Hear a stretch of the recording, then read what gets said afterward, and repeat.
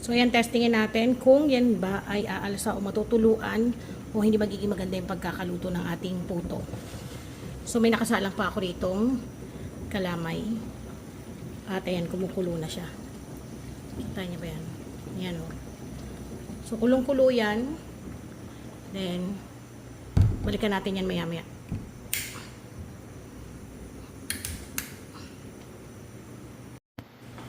Okay, i-check na natin.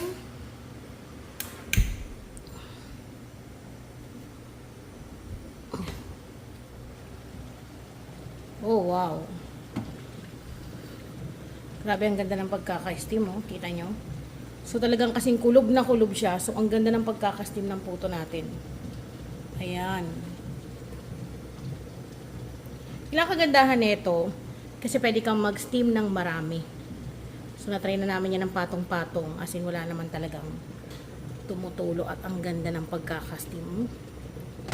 So, okay na to. I-test natin para talagang sure na sure. Ayan, wala nang dumidikit.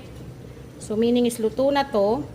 In-steam ko lang siya ng 10 minutes sa malakas na apoy. So, kulong-kulo yan. Yan ang kagandahan dito dahil kulob na kulob talagang asin.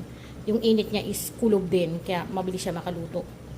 Mas mapapadali ang pagluluto nyo. Kung meron kayong mga kakanin or mga ganito paputo, leche flan, siopaw, siomay.